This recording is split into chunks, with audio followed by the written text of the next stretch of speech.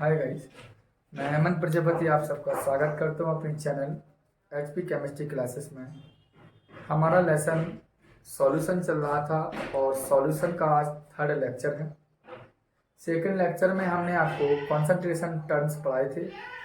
उस concentration terms में हमने आपको मोलरता, द्रव्यमान प्रेशर और आयतन प्रेशर पढ़ाया था। आज हम कॉन्सेंट्रेशन टर्म्स को कंप्लीट करेंगे और कुछ न्यूमेरिकल्स पर बात करेंगे। जैसे कि हम बात करते हैं आज सबसे पहले नॉर्मलता की। नॉर्मलिटी एक सांद्रता पद है विलेन का। तो सांद्रता पद नॉर्मलता होती क्या है, तो परिभाषा आपकी वाइड पर लिखी है कि किसी विलेन के 1 लीटर में उपस्थित विलेय के ग्राम तुल्यांकी भार की संख्या नॉर्मलता कहलाती है।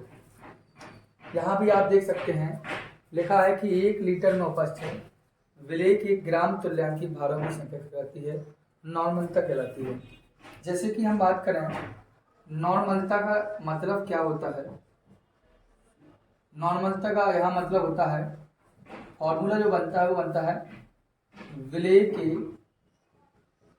ग्राम तुल्यांकी भार और ऑब्लिक में आता है आपका विलेयन का आयतन। और जो विलेयन का आयतन होता है वह आयतन आपका लीटर में होता है। लेकिन हम जिस आधार पर बनाने का प्रयास करेंगे, जैसे कि हमें न्यूमेरिकल से बेस के आधार पर बात करना है, तो नॉर्मलता बोले तो कैपिटल एम इक्वल टू होता क्या है 1000 into small w upon E into V. आपका जो यहाँ जो v होगा वो आपको लीटर में ना होकर आपका मिलीलीटर में होता है। तो normality equal to 1000 into small w upon E into V. यहाँ पर हम बात कर रहे हैं आपके लिए तो जो स्मॉल w होता है वो होता है आपकी विलेय की मात्रा। क्या होता है? विलेय की मात्रा। लेकिन किस में होती है? यह विलेय की मात्रा आपकी ग्राम में होती है। और ई जो होता है आपका वो होता है तुल्यांकी भार होता है, ठीक है, एक्वावेलेंट वेट बोलते हैं उसको।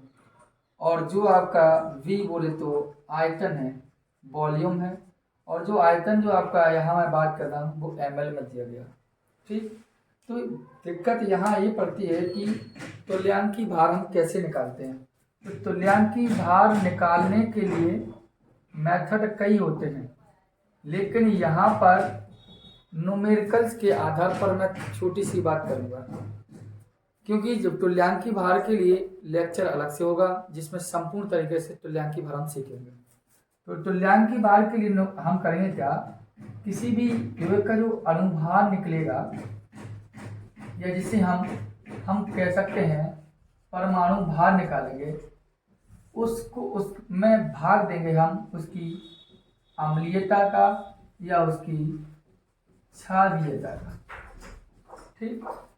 जैसे कि हम बात की आपसे, हमने कहा HCl का तुल्यांकी भार बताइए। तो हम कैसे ज्ञात करेंगे?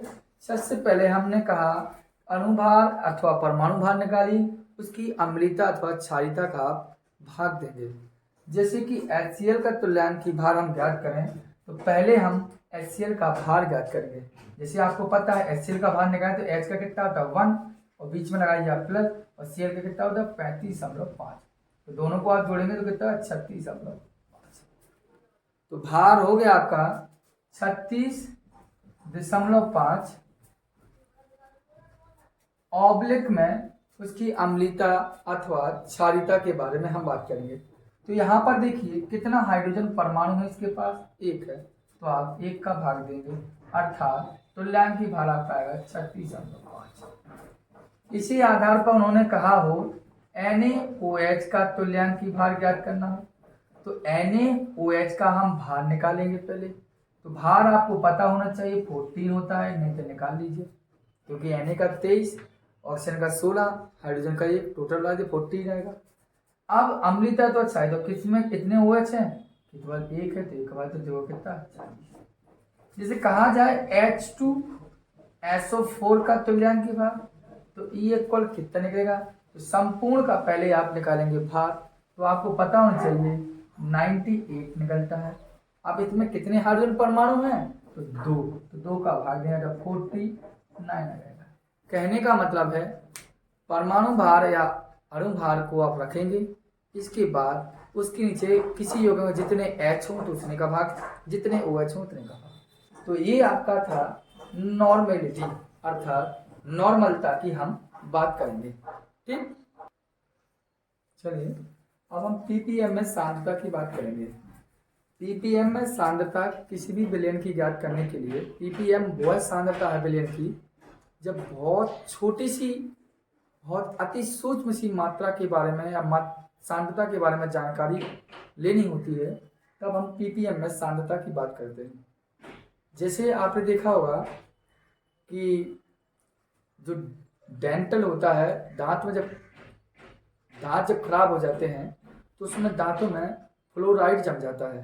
तो उस फ्लोराइड की सांद्रता को पता लगाने के लिए हम पीपीएम में सांद्रता कहलाती है हमारी। जैसे कि पीपीएम का पहले अगर पूरे मतलब की बात करें तो पी का मतलब होता है पार्ट्स, और दूसरी पी का मतलब होता है पर, और इसका मतलब होता है मिलियन। इस बात को आप ध्यान देंगे। अर्थात पीपीएम में सांद्रता कि जो बस केवल आपको मिलियन ध्यान देना।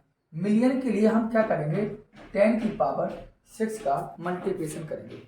पीपीएम में सांद्रता को आप W/W में भी ज्ञात कर सकते हैं और W/B में भी आप पता कर सकते हैं। जैसे W/W, इससे पहले लेक्चर दिया हमने आपको समझाया दिया, क्या कर सकते हैं, विलेय की मात्रा और अपॉन में विलयन की मात्रा या विलयन का भार, ये फिर क्या होती है, इनटू हम अभी तक यहाँ करते क्या है, अगर परसेंटेज होता तो 100 का मल्टीप्लिकेशन करते हैं, लेकिन अब हमें पीपीएम में सांद्रता ज्ञात करना है तो हमें 10⁶ का मल्टीप्लिकेशन करना होगा और आपकी पीपीएम में सांद्रता निकलेगी। इसी का W/B की बात करें तो यहाँ पे वही बात, विलेय की या विलेय का भार या विलेय की मात्रा अपॉन विलयन का आयतन। और अब क्या करना है, पीपीएम में सांद्रता निकालना है तो 10⁶ का मल्टीप्लाई करेंगे। तो ये आपकी पीपीएम में सांद्रता हुई। कॉमन सी बात पर ध्यान देना।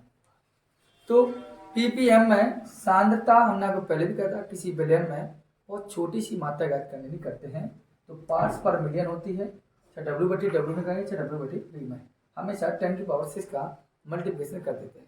ठीक है, अब हम अगले टॉपिक की बात करेंगे मोल फ्रैक्शन की। ठीक, तो देखिए